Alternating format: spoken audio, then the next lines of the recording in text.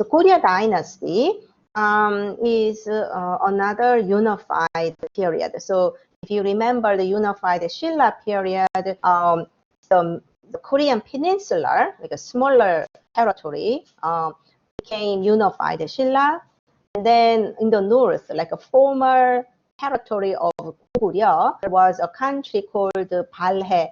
Balhae, there is a Chinese character, and Chinese people pronounce it as Gohai. And then the Korean way of pronouncing those characters are He. So they existed together. And then Tang Dynasty, which was strong and robust until the middle of the 8th century, it starts to tumble. So finally, Tang Dynasty collapsed around 10th century. So Silla Dynasty too, there were some regional factors or regional rebellions. Somehow, it was not easy to control the entire country from that small capital in the north, not north, like southeastern corner over here. Kyunghee is located around here. So there are regional powers. So eventually, Goryeo was founded family of Wang. Their last name was Wang. Let me write down with my pen. So King Taejo. Taejo is like the reign name, like his, his title, but family last name was Wang, and they are originally from Kaesong, like this area, a little bit northern part of the Korean peninsula. So they became very popular. Like Wang is a group of or a family of military generals. So eventually, the Wang Gon, like King Taejo, established a new country called Goryeo. So Goryeo and unified Silla, their territory sizes are more or less same. Sometimes a little bit longer, bigger. Like Goryeo is a little larger in here, but more or less the same. So it's established in 918 and it collapsed in 1392. And then it became Joseon Dynasty. So about 470 years or so. From the 13th century, meaning 1250-ish, the country started to suffer by the Mongols. So I'm going to talk a little bit about Mongols. So from, say, around 1250 to 1350-ish, there was no independent Goryeo in a way.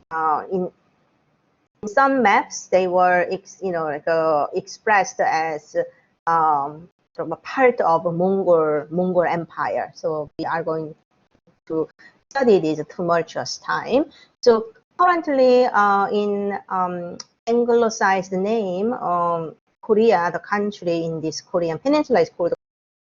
The name came from this dynasty of Goryeo dynasty. That's again the Mongols period, so that the name of Goryeo spread to European countries or history books in other countries, and that's how the name became Romanized as Korea.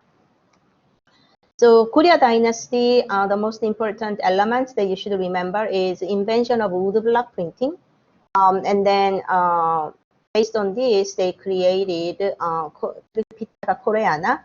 And then there is also not only wood block, but it's metal typeset that we are going to study soon, metal types.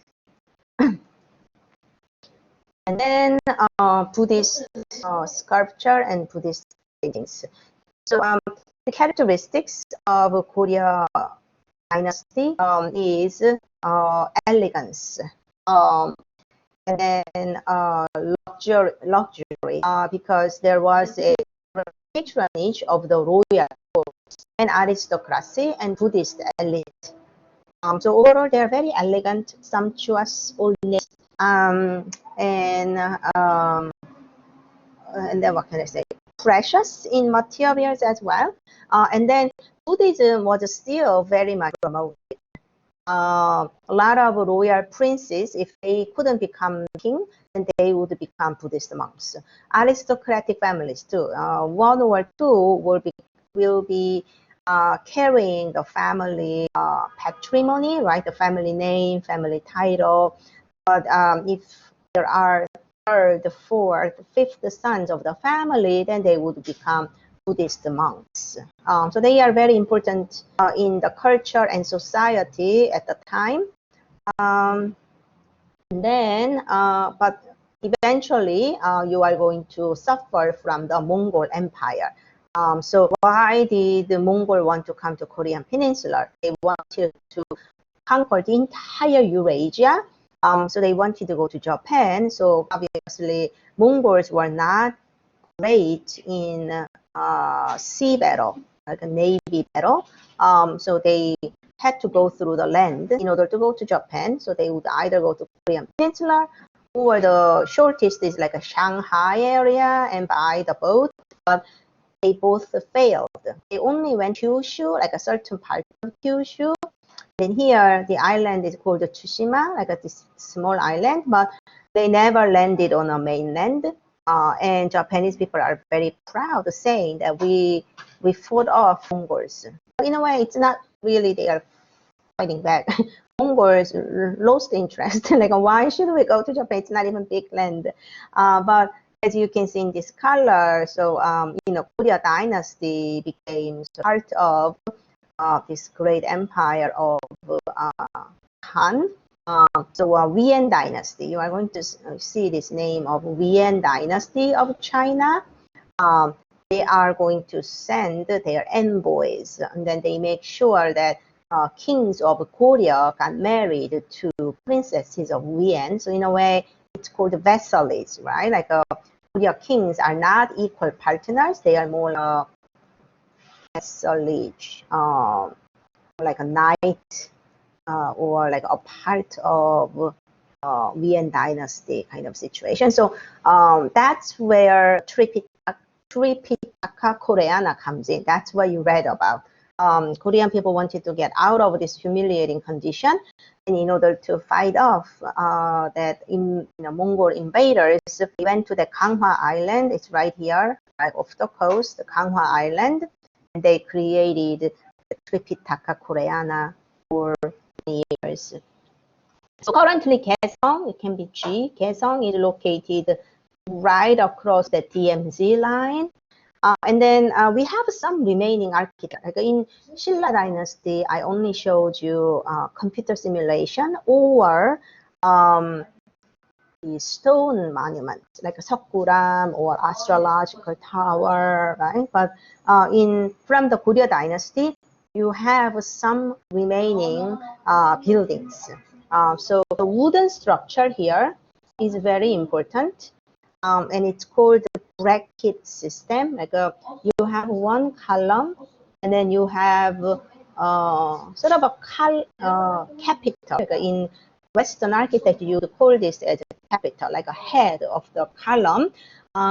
So if you want to make a longer and larger building, you can expand it. This is a 3-bay system, right? This is 1, 2, 3. What else can you do? You can make a 5-bay system or a 7-bay system. You can expand it to the horizontally. And as you expand it, the roof structure becomes heavier, so that you need a little bit more elaborate capitals. So that's developed from the 3 kingdoms. So there are a few buildings that are remaining from the Goryeo dynasty, and Gyeongnakjeon is one of the oldest. But even though it's oldest, it's still only 14th century, like a 1300s. So it's a small building, but do you see this capital over here? So columns are here, so it's a 3-bay system, and then you have this column. So this is example of Goryeo dynasty's technique. So it's a 3kan means a 3-bay system, and then you have a ornamental canopy, and then you have columns. So these are rudimentary. If you see Joseon dynasty, you can see that these brackets are a lot higher. They are in the stacks of like a 5, so that the roof is going to be even bigger and longer, like a deep eaves. But this is sort of a small and modest in size.